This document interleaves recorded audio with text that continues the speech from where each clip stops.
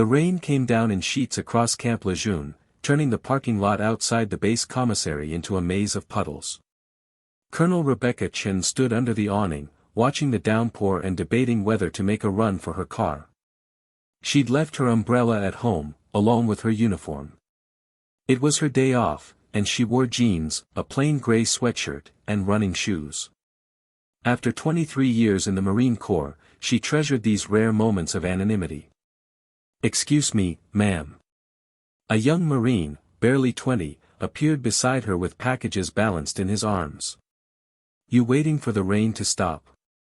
Rebecca smiled. "Trying to decide if I should just go for it. It's not supposed to let up for another hour, ma'am. Weather report said so this morning. Then I guess I'm getting wet." She adjusted her grocery bags and prepared to step out into the rain. "Here." The young Marine shifted his packages and pulled out a small folding umbrella from his cargo pocket. "Take this. I'm parked right there." He nodded to a spot just 3 spaces away. Rebecca hesitated. "Are you sure?" "Yes, ma'am. My mom would kill me if she knew I let someone get soaked when I could help." He grinned. "Especially a lady." The casual sexism in the comment made Rebecca bite back a smile. He meant well. They usually did. "Thank you, Marine. That's very kind." "No problem, ma'am." Semper Fi. She took the umbrella and headed for her car, touched by the small gesture. The Marine Corps had its problems, God knew she'd faced enough of them.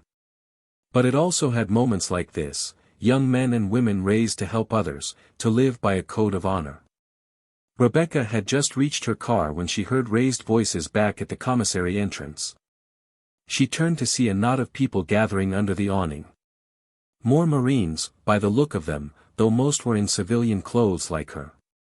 And in the center of the group stood a man who commanded attention. He was tall, broad-shouldered, with the distinctive high-end tight haircut that screamed Marine officer even without the uniform. He wore expensive-looking athletic gear and carried himself with the kind of confidence that bordered on arrogance. As Rebecca watched, he said something that made the group around him laugh. She was too far away to hear the words, but something about his body language made her uneasy. The way he stood too close to a young woman in the group. The way the woman leaned back slightly, her smile not quite reaching her eyes. Rebecca had seen that dynamic 1,000 times. The aggressive male officer. The junior female who couldn't afford to offend him. The other men who either didn't notice or didn't care. She should get in her car and drive away. It was her day off. Not her problem. But Rebecca Chen hadn't made colonel by ignoring problems. She walked back toward the group, the young Marine's umbrella keeping off the worst of the rain. As she got closer, she could hear the conversation. "Telling you, Garcia, you should come to the O Club tonight," the tall man was saying. "I'll introduce you to the right people. That's how you get ahead in this corps. Who you know?" The young woman, Garcia, apparently, smiled politely. "Thank you, sir, but I have duty tomorrow morning. Early. Come on, one drink won't hurt. You're too uptight. That's your problem." He touched her shoulder, and Rebecca saw Garcia flinch almost imperceptibly. "Captain Reeves, I really can't. I'm not taking no for an answer." His tone was playful, but there was an edge underneath. "You want to make a good impression on the brass, don't you? I'm telling you, I can help with that." Rebecca cleared her throat.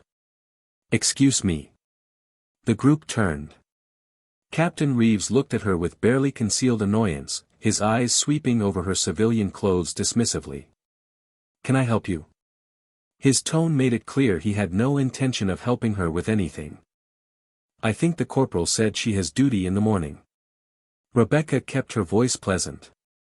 "Probably best to let her get home and get some rest." The group went quiet. Captain Reeves's expression shifted from annoyed to incredulous. "I'm sorry, who are you?" "Just someone who overheard your conversation." "Right. Well, this is a private discussion between Marines, so. He made a dismissive gesture, literally waving her away like she was a servant. Rebecca felt the familiar burn of anger in her chest, but she kept her expression neutral. The corporal clearly stated she needs to leave. Perhaps you should respect that. Captain Reeves laughed. It wasn't a friendly sound. Oh, I see. You're one of those. A civilian dependent who thinks she can tell Marines what to do because she's married to someone with rank. He looked her up and down with open contempt. Let me guess. Your husband's what, a major? Lieutenant Colonel? And you think that gives you authority? I'm not married, Rebecca said quietly. Then I really don't know what you think you're doing here. Reeves stepped toward her, using his height to intimidate. It was a move Rebecca had seen countless times over her career. The physical dominance play. The subtle threat. It never worked on her. I think I'm suggesting that you're making a junior Marine uncomfortable, and you should back off, Rebecca said. Her voice was still calm, but there was steel underneath now. Reeves's face flushed. You have no idea what you're talking about. I'm a captain in the United States Marine Corps. I'm mentoring a young Marine.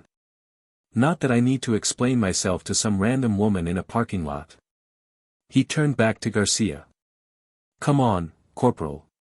Let's go inside where we can talk without interruptions from civilians who don't understand military culture. Garcia looked between Rebecca and Reeves, clearly torn. Rebecca could see the calculation in her eyes. Offend a captain and possibly damage her career, or accept his invitation and deal with whatever came next. It was a calculation Rebecca herself had made too many times when she was young. Corporal Garcia, Rebecca said clearly. You have duty tomorrow morning. You stated you need to leave. That is a legitimate reason to decline a social invitation. No Marine should pressure you otherwise. Reeves spun back to face her, his face now fully red. Okay, that's it. I don't know who you think you are, lady, but you need to learn your place. This is a Marine Corps base.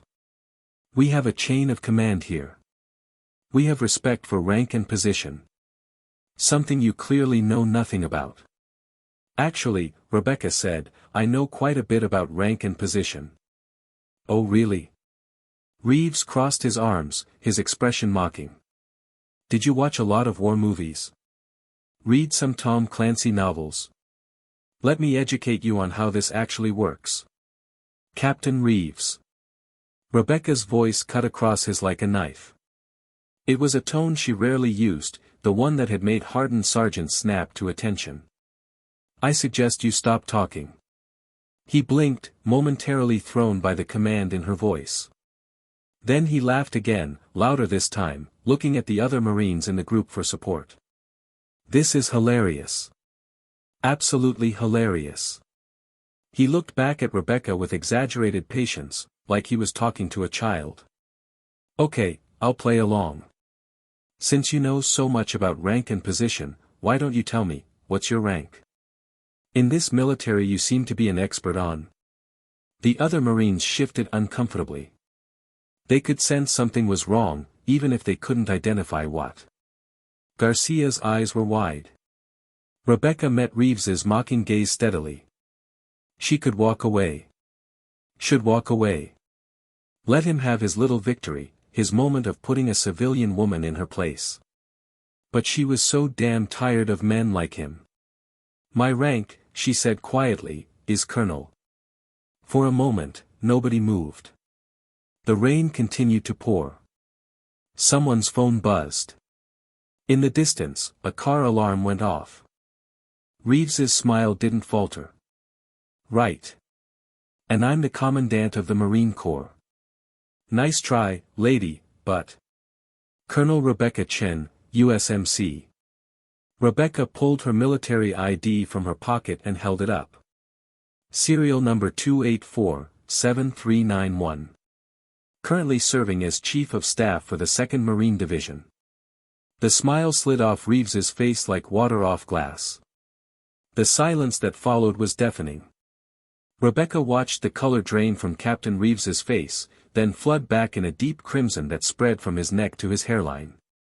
Around them, the other Marines had gone rigid, their casual postures evaporating into something resembling attention.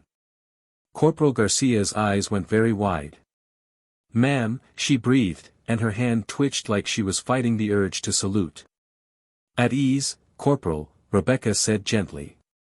"We're all in civilian clothes." But Reeves wasn't at ease. He was staring at Rebecca's ID card like it was a live grenade. His mouth opened and closed twice before any sound came out. Ma'am. I didn't." He swallowed hard. "Colonel, I apologize. I didn't recognize you out of uniform. I thought. You thought I was a civilian dependent." "Yes, I heard you the first time." Rebecca slipped her ID back into her pocket. "And even if I were, that wouldn't give you the right to dismiss me the way you did. Or to pressure Corporal Garcia into a social situation she clearly wanted to decline." "Ma'am, I wasn't pressuring," Reeves began, then stopped as Rebecca raised one eyebrow. "I was just offering mentorship, ma'am. Trying to help a junior Marine network. At the officers' club. Alone." After she declined multiple times. Rebecca's voice was quiet, but every word landed like a hammer. "Tell me, Captain, how many of your male corporals get this kind of mentorship?" Reeves's jaw tightened. "Ma'am, with all due respect. Don't." Rebecca held up one hand. "Don't say, with all due respect and then disrespect me. I invented that move. Just answer the question." The other Marines were watching now like spectators at a car crash, unable to look away. Rebecca could see them taking mental notes, storing this story away to tell later in the barracks. By tomorrow, it would be all over base. Part of her regretted that. She didn't enjoy humiliating junior officers, even ones who deserved it. But another part of her, the part that had fought for every promotion, every command, every ounce of respect in a corps that still sometimes treated women as visitors rather than warriors, that part felt grimly satisfied. "I network with all my Marines, ma'am," Reeves said stiffly. "I'm sure you do. And I'm sure it's all completely professional and appropriate."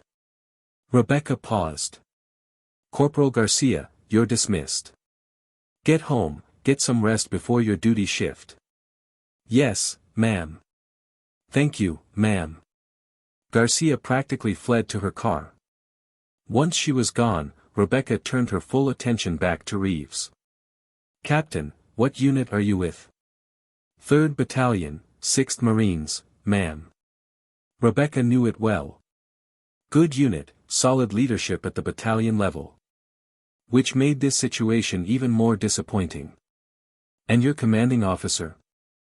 "Lieutenant Colonel Morrison, ma'am." Reeves's voice was getting smaller with each answer. He knew where this was going. "I play golf with Tom Morrison," Rebecca said conversationally. "Good officer. Takes mentorship very seriously. Probably would be very interested to hear about how his captains are helping junior Marines." Reeves went pale again. "Ma'am, please." It wasn't," he took a breath, visibly trying to compose himself. "Colonel, I made a mistake. I shouldn't have spoken to you the way I did. I didn't know who you were. That's the problem, Captain. You should treat everyone with respect, not just people who outrank you." Rebecca shifted her grocery bags. "But the bigger issue is your behavior toward Corporal Garcia. That wasn't mentorship. That was harassment." "Ma'am, I never touched her." "You touched her shoulder. I saw it." She flinched. Rebecca's voice hardened. "And even if you hadn't physically touched her, pressuring a junior Marine to socialize with you after she's declined is inappropriate. You know that. You've had the training." Reeves said nothing. His hands were clenched at his sides. "Here's what's going to happen," Rebecca continued. "You're going to think very carefully about your behavior. You're going to consider whether this is the first time you've pushed too hard with a junior Marine, especially a female one. And you're going to think about what kind of officer you want to be. Yes, ma'am. And then on Monday morning, you're going to report to my office at 0800 hours. The remaining color drained from Reeves's face. Ma'am. That's an order, Captain. Division Headquarters, Building 21. Don't be late. Rebecca looked at the other Marines in the group. The rest of you are dismissed. And take a lesson from this. Rank doesn't disappear just because you take off your uniform. Respect doesn't have an on-off switch. They scattered like startled birds, heading for their cars. Within seconds, Rebecca and Reeves were alone under the awning. Permission to speak freely, ma'am? Reeves asked quietly. Rebecca considered. Granted. Are you going to end my career over this? It was a fair question, asked without the earlier arrogance. Rebecca studied him carefully. He was young for a captain, probably mid-20s. Fast-tracked, which meant he was smart and capable. It also meant he might have been promoted before he'd learned some important lessons about leadership. That depends, she said finally. Tell me the truth. Have you done this before? Pressured female Marines into social situations? Reeves was silent for a long moment. The rain drummed on the awning above them. When he finally spoke, his voice was barely audible. Not pressure, exactly. But I've been aggressive about networking.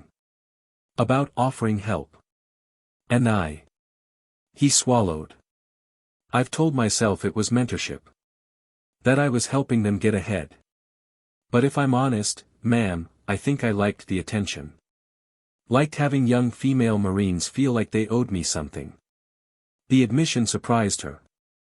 Most officers in his position would have denied everything, made excuses, blamed her for misunderstanding. Go on, Rebecca said. I never did anything, ma'am. Never crossed that line. But I realize now that I was walking right up to it. Making them uncomfortable. And telling myself it was fine because I was just being friendly, just trying to help. He looked up, meeting her eyes for the first time since she'd shown her ID. I'm ashamed, ma'am. You're right. I do know better. I've just been ignoring what I know. Rebecca felt some of her anger dissipate. Not all of it, what she'd witnessed was still wrong, still harmful. But at least he was being honest. Why? She asked. Why ignore what you know is right? Reeves shook his head. I don't know, ma'am. Maybe because I could get away with it. Because nobody called me out on it. Because other officers do the same thing and get promoted anyway. He laughed bitterly. That sounds like I'm making excuses. I'm not. It's my fault. My choices. Yes, it is.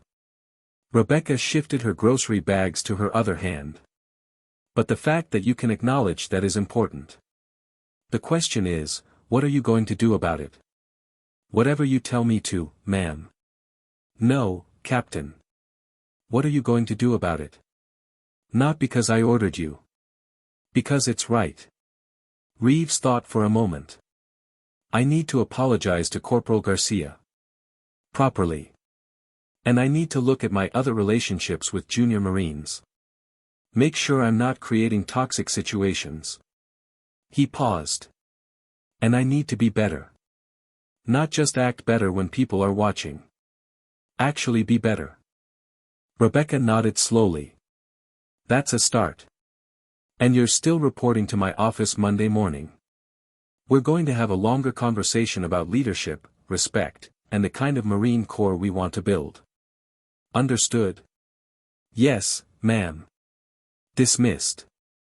Reeves snapped to attention despite his civilian clothes, rendered a crisp salute that Rebecca returned, and walked away into the rain.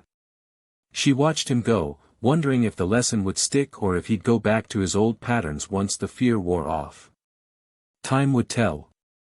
Rebecca made it halfway to her car before another voice called out. Colonel Chen. She turned to find a senior-looking Marine jogging toward her, a newspaper held over his head against the rain. He was in his 50s, with gray at his temples and the weathered look of a career enlisted man. "Can I help you?" Rebecca asked. "Ma'am, I'm Sergeant Major Williams, 3rd Battalion, 6th Marines." He came to attention. "I apologize for interrupting your day off, ma'am, but I witnessed what just happened with Captain Reeves." Rebecca's heart sank. Just what she needed, more complications. And I want to thank you, ma'am." Williams's craggy face broke into a smile. "I've been trying to counsel that young man for months. He's a good officer in a lot of ways, tactically sound, takes care of his Marines in the field. But he's got a blind spot when it comes to the female Marines. Doesn't see how his mentorship comes across." "You've talked to him about it?" "Yes, ma'am. Multiple times. So has Lieutenant Colonel Morrison. But Reeves has a way of listening without hearing, if you know what I mean. Nods his head, says the right things, then goes right back to his old habits." Williams shook his head. "Maybe getting called out by a full colonel will make it stick. Maybe." Rebecca wasn't convinced. "Or maybe he'll just get better at hiding it. That's what I'm afraid of, ma'am." Williams looked back toward where Reeves had disappeared. "Permission to speak freely?" "Go ahead, Sergeant Major." "We've got a culture problem in the Corps, ma'am. Not everywhere, not with everyone. But there are pockets where this kind of behavior is still tolerated. Where female Marines are still seen as, I don't know how to say it politely, as something other than Marines," Rebecca finished quietly. "I know. I've lived it." Williams nodded. "I figured you had, ma'am. Anyone who makes colonel as a woman in this corps has had to fight twice as hard. My daughter's a lieutenant now, stationed in Okinawa. I think about her dealing with officers like Reeves, and it keeps me up at night." Rebecca felt a sudden kinship with this gruff sergeant major. "How long have you been working on this problem?" 15 years, ma'am. Since my daughter joined. Before that, I'm ashamed to say I didn't notice it as much. Didn't see what the female Marines were dealing with." He met her eyes. "I want to do better. I want the Corps to do better. But I don't always know how." An idea began forming in Rebecca's mind. A risky idea, one that could backfire spectacularly. But also one that might actually make a difference. "Sergeant Major, what would you say if I told you I'm putting together a working group to address exactly these kinds of issues, harassment, discrimination, the subtle ways we make female Marines feel like they don't belong?" Williams's eyes lit up. "I'd say sign me up, ma'am. It won't be popular. We'll get pushback from officers who think we're making mountains out of molehills. We'll be accused of political correctness, of weakening the Corps. With respect, ma'am, I don't give a damn about popular. I give a damn about what's right." Williams straightened his shoulders. "My daughter earned her commission. She earned her place in this Corps. Same as any male Marine. And she deserves to serve without being harassed or underestimated or treated like she's less than." Rebecca smiled. It was the first genuine smile she'd felt all day. "Then I'll see you Monday morning, Sergeant Major. 0900, my office. We've got work to do." Monday morning arrived cold and clear. Rebecca was at her desk by 0630, reviewing the notes she'd been compiling all weekend. The working group idea had grown in her mind, evolving from a vague concept into something more concrete. Something that might actually change things. But first, she had to deal with Captain Reeves. He arrived at exactly 0755, which meant he'd probably been waiting outside since 0730. When her aide showed him in, Rebecca saw that he was in full dress blues, every ribbon perfectly aligned, his shoes polished to a mirror shine. His face was pale but composed. "Captain Reeves reporting as ordered, ma'am." Sit down, Captain. Rebecca gestured to the chair across from her desk. Coffee? He blinked, clearly thrown by the offer. No, thank you, ma'am. Rebecca poured herself a cup from the pot on her credenza and settled back in her chair. She let the silence stretch, watching him. He was nervous, his jaw was tight, his hands clasped so firmly in his lap that his knuckles were white. But he maintained eye contact. That was something. Tell me about yourself, Captain, she said finally. Your career so far. Reeves seemed confused by the question, but he answered. I enlisted out of high school, ma'am. Did 4 years as infantry, deployed to Iraq twice. Got accepted to the Naval Academy, graduated in the top 10% of my class. Commissioned back into the Marine Corps, did my basic officer training at Quantico, then joined 3rd Battalion. Why'd you enlist first? Couldn't afford college, ma'am. And I wanted to serve. My grandfather was a Marine, fought at Iwo Jima. I grew up hearing his stories. Rebecca nodded. The prior enlisted officers were often the best, they understood what the troops went through, had credibility with the NCOs. But they could also be the worst, bringing bad habits and outdated attitudes with them from their enlisted time. What kind of officer do you want to be? She asked. Ma'am. It's not a trick question. What kind of leader are you trying to be? Reeves considered carefully. I want to be the kind of officer my Marines can count on, ma'am. Someone who takes care of them, who fights for them, who doesn't ask them to do anything I wouldn't do myself.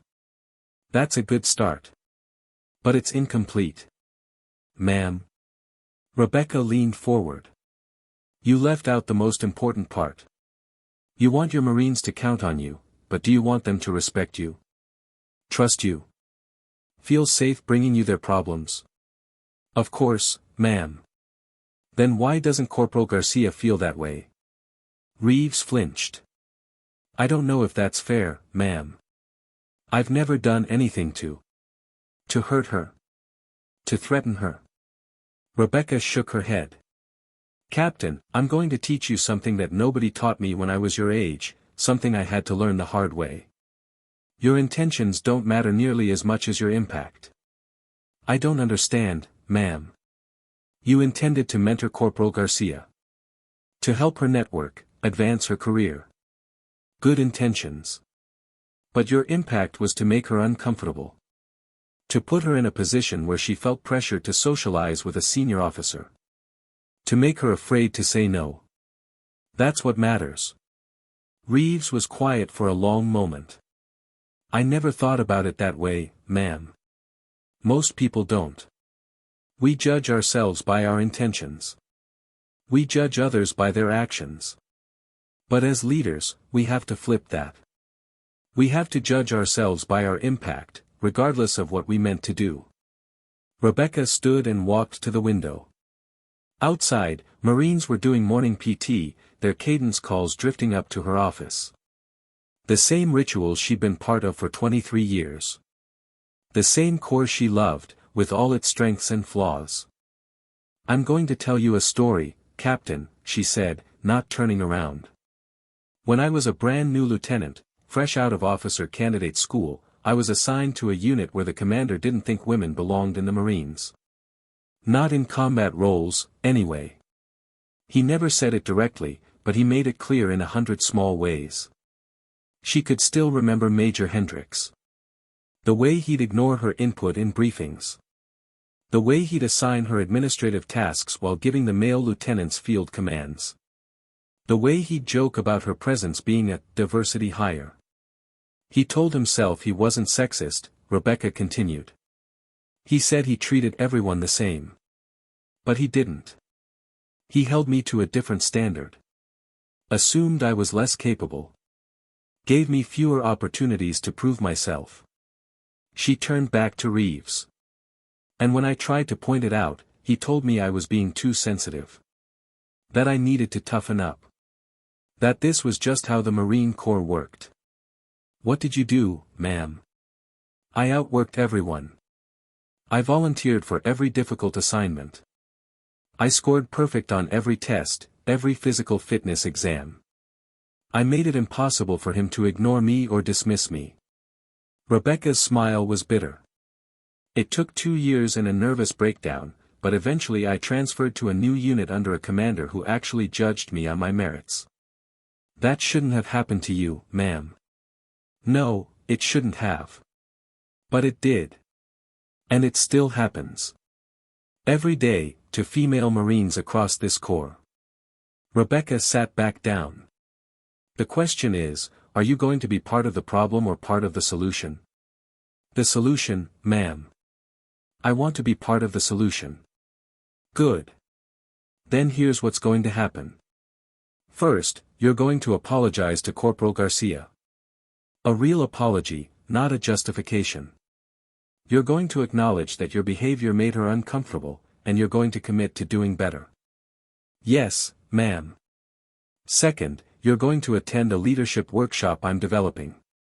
It's going to focus on creating inclusive environments, understanding unconscious bias, and recognizing harassment. You're going to participate fully and take it seriously. Reeves nodded. Understood, ma'am. Third, you're going to be an advocate. When you see other officers engaging in this behavior, you're going to call it out. Even when it's uncomfortable. Especially when it's uncomfortable. Ma'am, with all due respect. Rebecca raised an eyebrow. Yes. That's going to make me unpopular with some of the other officers. They're going to think I'm being politically correct or weak. I know. And you're going to do it anyway. Rebecca's voice hardened. Because that's what leadership is, Captain. It's not always popular. It's not always easy. But it's always about doing what's right, even when there's a cost. Reeves took a deep breath. Yes, ma'am. I understand. Do you? Because I need to know you really get this. I need to know that when you walk out of this office, you're not just going to go through the motions until this blows over. I need to know you're committed to changing. I am, ma'am. Reeves met her eyes. What happened Saturday, it was a wake-up call. I've been telling myself that I'm a good officer, that I care about my Marines. But I haven't been living up to that. I've been part of the problem, even if I didn't mean to be. Intentions, Rebecca reminded him. Don't matter as much as impact. I know, ma'am. He straightened in his chair. I want to do better. Not just say it. Actually do it. And if that makes me unpopular with some officers, then those aren't the officers I want to be like anyway. Rebecca studied him for a long moment, trying to judge his sincerity. She'd heard pretty words before from officers who promised to change. Most of them went right back to their old ways as soon as the pressure was off. But there was something different about Reeves. Maybe it was the fact that he'd admitted his mistakes instead of making excuses. Maybe it was the shame in his eyes when he talked about his behavior. Or maybe she was just tired of fighting and wanted to believe that people could change.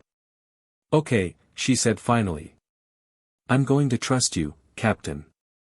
Don't make me regret it. I won't, ma'am. Dismissed.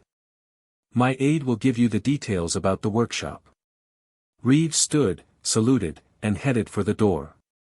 But he paused with his hand on the knob. Ma'am. Can I ask you something? Go ahead. Why didn't you just report me? File a formal complaint? You could have ended my career with what you witnessed. Rebecca considered the question. Because I don't want to end careers, Captain. I want to change the culture that makes incidents like that possible in the first place.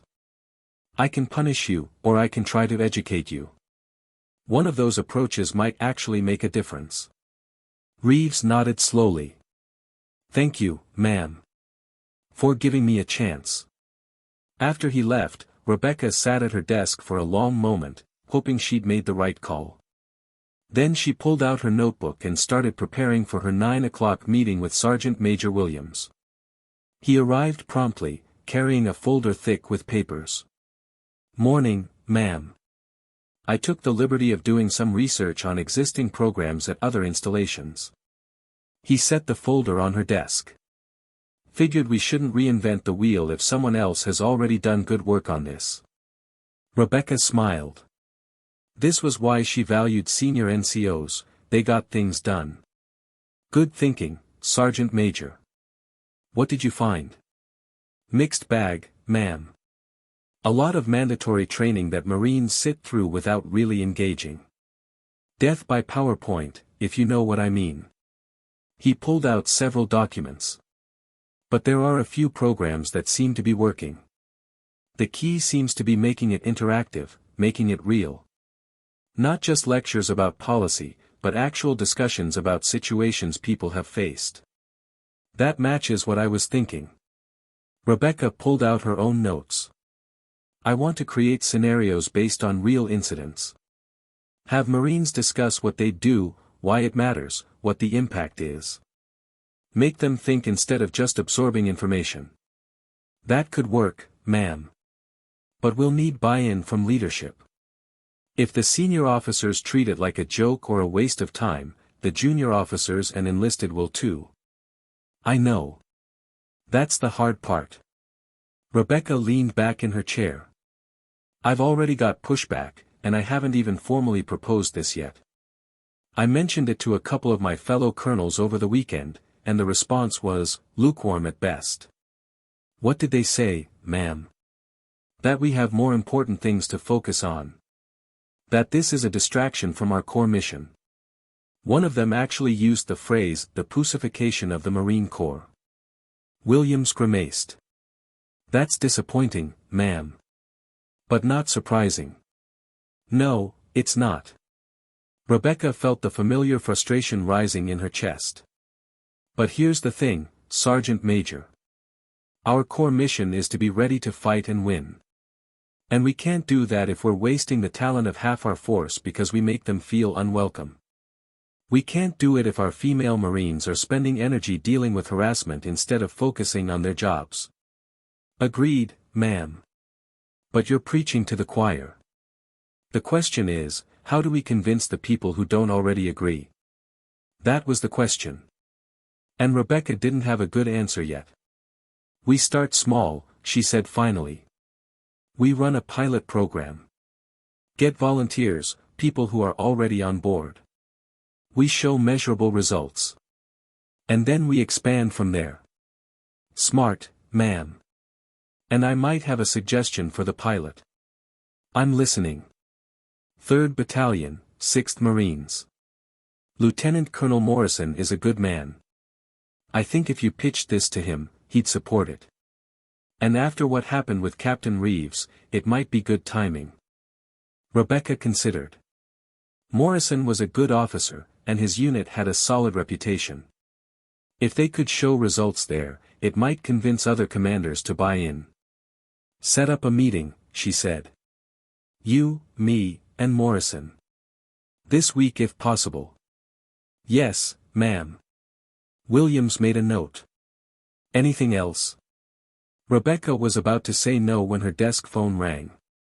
She glanced at the caller ID and felt her stomach drop. Major General Briggs. Her boss. I need to take this, Sergeant Major. We'll continue later. Williams gathered his papers and left.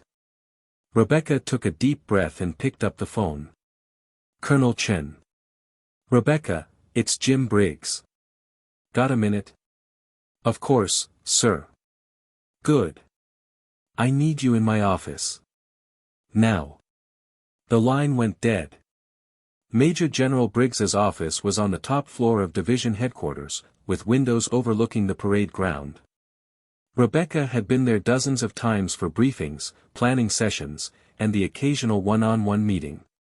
But she'd never been summoned with quite this much urgency. The general's aide waved her straight through. Briggs was standing at his window, hands clasped behind his back, his posture rigid. He didn't turn when she entered. Close the door, Rebecca. She did, her heart sinking. The use of her first name wasn't a good sign. Briggs was usually scrupulously formal during business hours. "Sir, if this is about Captain Andrew Reeves." "Yes." Briggs finally turned to face her. He was in his late 50s, with iron-gray hair and the weathered face of a career infantry officer. "I just got off the phone with his father." Rebecca felt like she'd been punched in the stomach. His father. Brigadier General Marcus Reeves, retired. Briggs's expression was unreadable. "Ring any bells?" It did.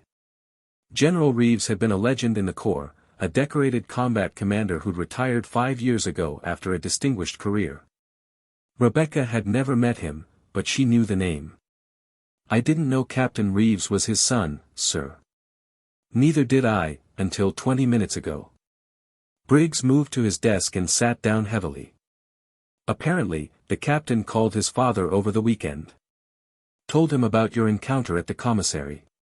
And dear old Dad is not happy." "Sir, I was just—" Briggs held up a hand. "Let me finish.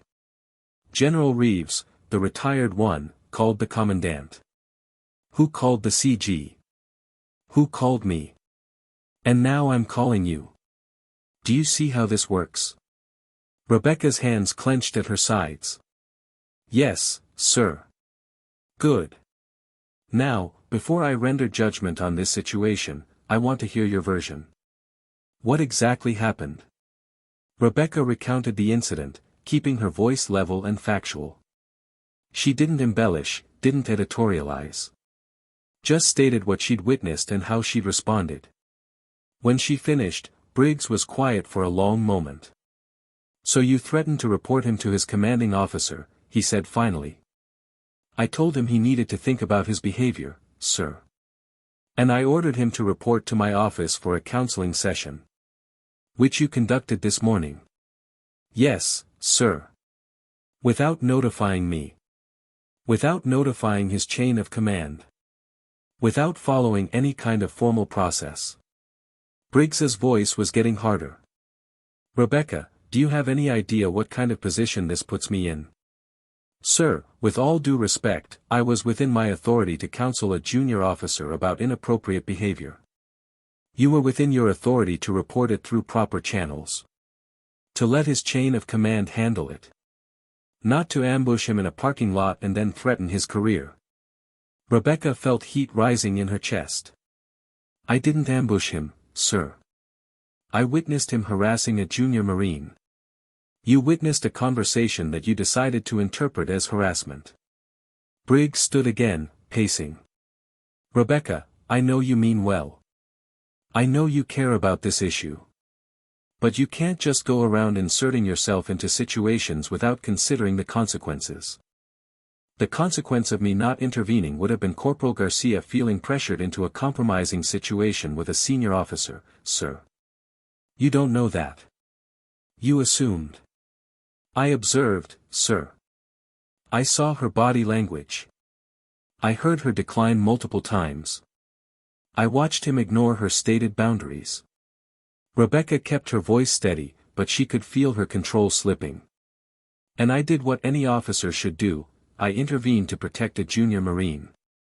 Briggs stopped pacing and looked at her. Really looked at her. "This isn't about protecting one corporal, is it? This is about your working group. Your crusade to fix the Marine Corps' culture problem." "It's not a crusade, sir. It's leadership. It's overreach." Briggs's voice rose for the first time. "Rebecca, you're the chief of staff for this division. You have responsibilities. Real responsibilities that don't include policing every interaction between Marines on base. So I should have just walked away. Let it happen. You should have reported it through proper channels and let the people responsible for Captain Reeves handle it." Briggs sat back down, rubbing his temples. "Do you know what General Reeves is saying? He's saying you targeted his son. That you embarrassed him in public because you have an axe to grind against male officers. That you're using your rank to push a political agenda." Rebecca felt like she'd been slapped. "That's not what happened. It doesn't matter what actually happened. It matters what it looks like. And right now, it looks like you went after a junior officer without cause, without following procedure, because you're on some kind of mission. Sir, I have witness testimony. Sergeant Major Williams from 3rd Battalion was there. He witnessed the entire interaction. A sergeant major you're recruiting for your working group. Who has skin in the game? Briggs shook his head. Rebecca, I'm not saying you were wrong. I'm saying you were sloppy. You let your personal feelings cloud your professional judgment. The accusation stung because there was a kernel of truth in it. She had been angry. Had felt the weight of every similar incident she'd experienced or witnessed over her career. Had maybe pushed harder than necessary. But that didn't make what Reeves did okay. What do you want me to do, sir? She asked quietly. Briggs was silent for a long moment. When he spoke, his voice was tired. I want you to apologize to Captain Reeves. Acknowledge that you overstepped. Let his chain of command handle any disciplinary issues. No. The word hung in the air between them. Excuse me. Briggs's voice was dangerously quiet. I said no, sir. I won't apologize for intervening when I saw a Marine being harassed. I won't apologize for counseling an officer about inappropriate behavior. And I won't send a message that junior Marines are on their own when senior officers cross the line. Rebecca. Sir, with all due respect, if you want to reprimand me, do it. Put a letter in my file. Relieve me as Chief of Staff. But I won't apologize for doing the right thing. Briggs stared at her. For a moment, she thought he was going to explode. His face was red, a vein pulsing in his temple. Then, slowly, he smiled. You're absolutely sure about this? You understand the consequences? Yes, sir. Briggs picked up his phone. Sergeant Miller, get Lieutenant Colonel Morrison on the line. Yes, 3rd Battalion. Tell him it's important. Rebecca waited, confused. What was happening? After a moment, Briggs put the phone on speaker. Tom. Jim Briggs. Got a question for you about one of your captains. Andrew Reeves. What can you tell me about him? Morrison's voice came through clear and professional. Good officer, sir. Tactically sound, takes care of his Marines. Bit of a blind spot when it comes to professional boundaries, but we're working on it. Working on it how? Counseling sessions, sir. He has a tendency to be overly familiar with junior Marines, especially female ones. Nothing that's crossed into formal harassment, but enough that Sergeant Major Williams and I have talked to him multiple times. Briggs looked at Rebecca. Multiple times. So this is a pattern. Yes, sir. We've been documenting it, in case it escalates. But so far, Reeves has been responsive to counseling. Says the right things, anyway. And do his actions match his words? Morrison hesitated. Not always, sir. He seems to genuinely not understand why his behavior is problematic. We're hoping it's a maturity issue that will improve with experience. I see. One more question, Tom. If a senior officer witnessed Reeves engaging in this behavior and intervened, how would you feel about that? Another pause. Honestly, sir. I'd be grateful. This is exactly the kind of issue that benefits from multiple voices, multiple perspectives. If a senior officer took the time to counsel him, especially someone outside his immediate chain of command, it might have more impact than hearing it from me again. Briggs's smile widened. Thank you, Tom. That's all I needed to know. He hung up and leaned back in his chair, studying Rebecca. So, he said. Apparently, you didn't overreact. You intervened in an ongoing problem that his own chain of command has been struggling with. Rebecca felt dizzy. Sir, I don't understand. I know you don't. That was the point. Briggs stood and walked around his desk. Rebecca, I owe you an apology. When General Reeves called the commandant, I assumed his son was being railroaded. I jumped to conclusions without getting all the facts. That was wrong of me. Sir. Let me finish. I've been in this corps for 34 years. And in that time, I've seen a lot of changes. Some good, some bad. But one thing that hasn't changed enough is how we handle issues like this. He met her eyes. I want to support your working group. Officially. Rebecca's heart leapt. Sir. On one condition. You do it right. You follow procedures. You document everything. You build consensus instead of forcing it down people's throats. Can you do that? Yes, sir. Absolutely. Good. Because I just got off the phone with the commandant before you arrived. And do you know what he told me? Rebecca shook her head. He told me that General Reeves, the retired one, is an old warhorse who can't accept that the Corps is changing. That his son is a problem child who's been trading on his father's name for too long. And that if we have an officer who's willing to tackle these issues head-on, we should support her, not shut her down. Rebecca felt tears prick at her eyes. She blinked them back, refusing to cry in her commanding officer's office. The commandant also said, Briggs continued, that he's been looking for someone to lead a corps-wide initiative on inclusion and harassment prevention. And he wants to know if you'd be interested. The room seemed to tilt. Corps-wide, sir. It would mean a transfer to headquarters Marine Corps. Working directly under the commandant's office. Developing and implementing policy across the entire Corps. Briggs smiled. It's a bigger platform than one working group at one division. Think you can handle it? Rebecca thought about all the General Hendricks she'd served under. All the Corporal Garcias who needed someone to stand up for them. All the young officers like Reeves who needed to learn what real leadership looked like. Yes, sir, she said. I can handle it. Good. You've got 2 weeks to transition your current duties. Then you report to Quantico. Briggs extended his hand. Congratulations, Colonel. You earned this. Rebecca shook his hand, still processing. 2 weeks ago, she'd been struggling with how to create change in one battalion. Now she had the opportunity to impact the entire Corps. Sir, what about General Reeves? The father? Briggs's smile turned wolfish. Let me handle General Reeves. By the time I'm done with him, he'll be grateful we're only counseling his son instead of bringing formal charges. He paused. Besides, the commandant is already drafting a very polite letter explaining that his concerns have been noted and thoroughly investigated, and that the Marine Corps stands behind Colonel Chen's actions. After leaving Briggs's office, Rebecca walked through the division headquarters in a daze.